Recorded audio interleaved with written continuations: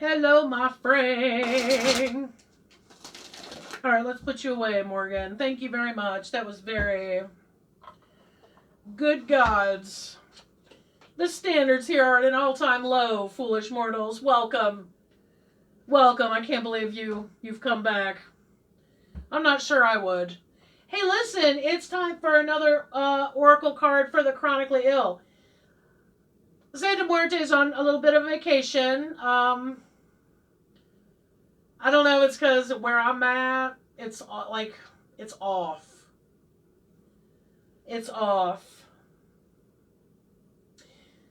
So I got these from watching Jay Herc213. I'll link to him below. I've been watching him use these cards on like Ron Unconditional Love Tarot's live stream and Jay's own live streams. Like today, for example. Well, I'm calling this deck SuperFreq. And right now we're going to get our freak on. How about that? Now, this is called a tarot deck, but there are 77 cards in here, and I know that it has to have 78 cards to be a true tarot deck. So, also, these cards are extremely meaty. They're beautiful, but they're very... One card can have a multitude.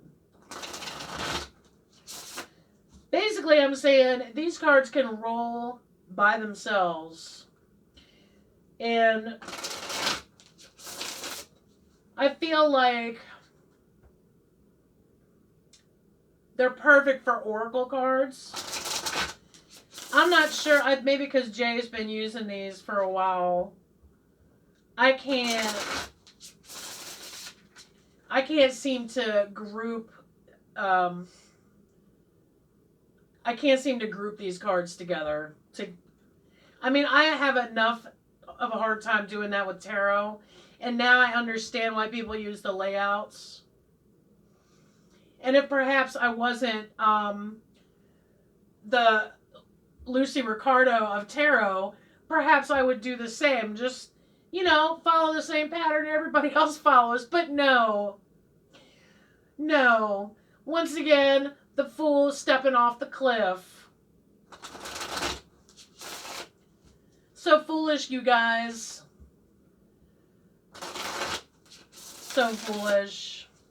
I'm Lucy Ricardo in almost every situation, except also, like, I'm also my own Ricky Ricardo, so, like, I get myself into a bunch of jams, but then I'm the one that gets myself out of them, so it's kind of like... I've got a whole Lucy-Ricky dynamic in here. It's a good way to be, I think, because I don't have to count on anybody else to get me out of a jam. Although, you know, I do have plenty of help, and I'm not afraid to ask for help.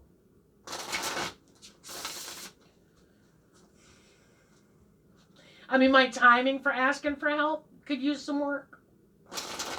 Like, maybe before it becomes a gigantic disaster.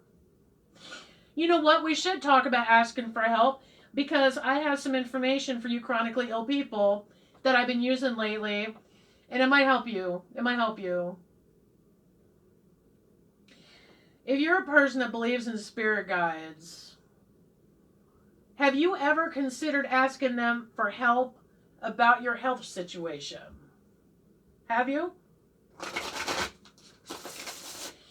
My spirit guides have been with me for 50 years, and according to the legend, but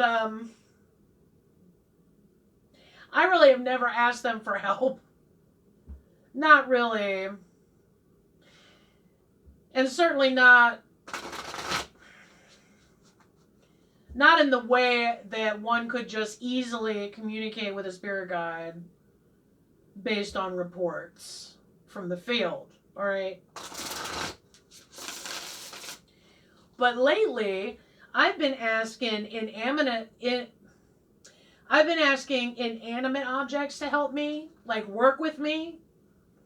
I'm the kind of person, like, I'll come through a room, I will snag every single item with like a sleeve or a foot or whatever. Things are constantly, like, I'm constantly running a gauntlet. Do you have that? So when I go to do something, I try to lift something up, or like I'm trying to fix something, or like I'll be trying to put a frame together for my beautiful lady. She's going to be framed very soon. I got her a very beautiful house. Well, I got her her own house. I wouldn't say it's very beautiful, but it'll do. But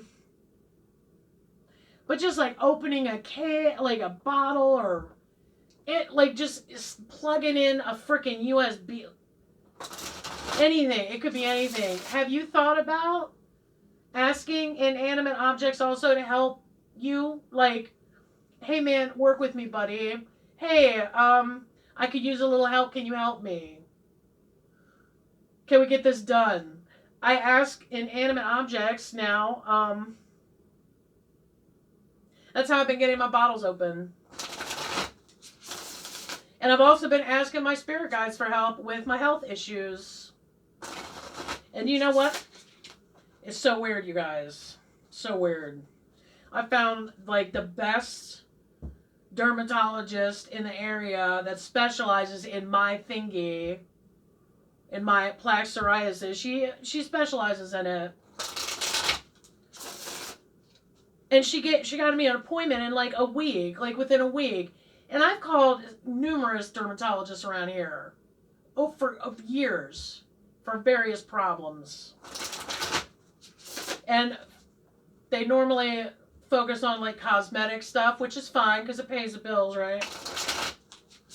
But they also push me out for like a month and a half. I'd be waiting for an appointment. And then they cancel me and just want to do it over Zoom. And I'm just like, are you being serious right now?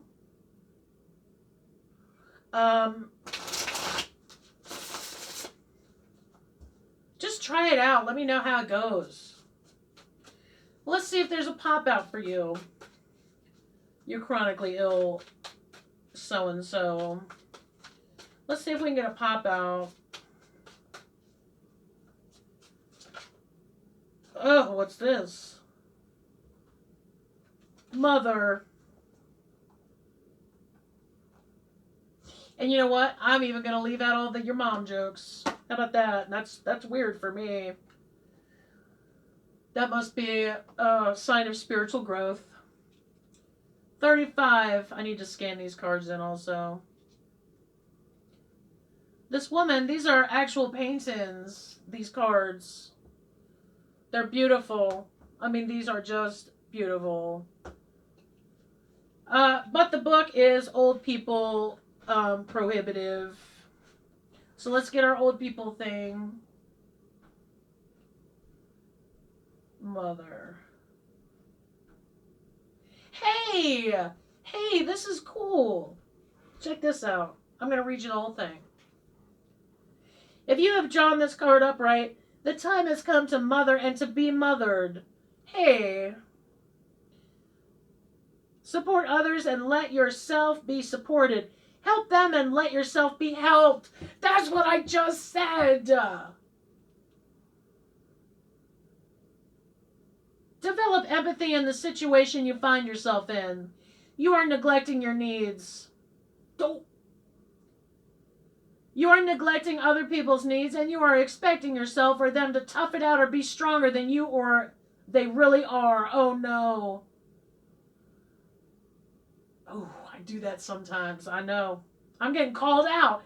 I'm getting called out by a brand new deck that I've just cracked open. Called out. The reality is that often... Oh, sorry. The practice you need to invite into your life is a practice of becoming softer. The reality is that often the strongest substances on earth, like water, are strong because they are soft. Now is the time to become softer. Whoopsie, for sure. Listen, I've been working on that for 20-some years, okay? That's got to be something that you can use as well. Oh, you know what? I was going to mention earlier about being flexible. Willows never break in a storm. Not usually. It's usually the more inflexible trees that'll lose branches and such. But willows just kind of go with the wind, right? Somewhat related. Should we just cut the shit right now? I feel like we should just cut the shit about chronically ill people that have been toughing things out for a long time, or even really a short amount of time. Like once the shock wears off and that you start to adapt to your chronic whatever it is, the pain or the fatigue or the brain fog or whatever it is that you've got going on. It is hard to be soft. It's difficult because you hear other people having, histrionics over like Starbucks getting their order wrong or like, just really. It's hard to have empathy for people who lack our perspective, right? Like let's just talk about it. Let's just get right out to it. Chronic illness requires a lot of strength to endure that suffering, okay? Unfortunately, especially for those of us that have been gifted with like a warlord part in our personality, it's hard to cut other people breaks, especially if we're either a person who would love to have support from the people around us and we don't really get it. If we do get it, it's not for long. I had somebody actually tell me, now this is a person I've been listening, just weekly complaining about his job. Okay, just weekly. Constantly unhappy with his job. And, he's been at this job for like, I don't know, 15 years now. I actually heard this person say that it's hard to be around me because when I'm having symptoms and if I discuss it with him, he gets a thing called compassion fatigue.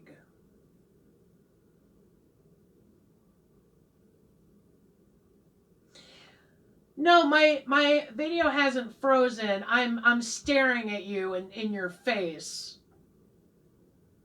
Compassion fatigue. And honestly, I wish I had known that term after I heard him bitch about his cushy job for the 4th week in a row. Honestly. Compassion fatigue. Compassion fatigue. If you have enough incidents like that, it is very, very difficult to stay soft. And if you've done it, congrats. Like, shout out to you. It's hard. It's very hard to have empathy and compassion in the face, and for those who don't seem to have much for you. Let's just say it. It's very difficult. It's worth it. I've been working on it for a long time.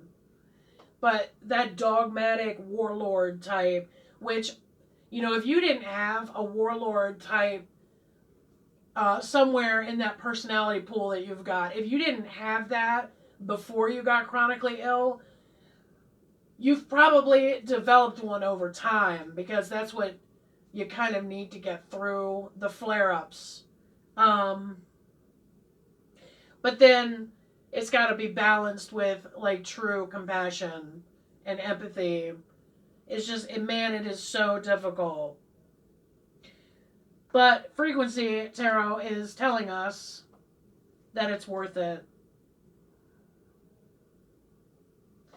I do like the fact that there are little black hearts on this card. I do like that. I think that's kind of appropriate for what I'm talking about. So just marinate on that for a while, I guess. But I definitely, if you have not been asking your spirit guides for help, whip it out. Just give it a try. Give it a try. Be specific in what you're asking. But not too specific, I guess, you know. Don't tell them what to do. Don't tell them about their business, how to do their job. But I just kept thinking, I wish I could find someone that could help me with this.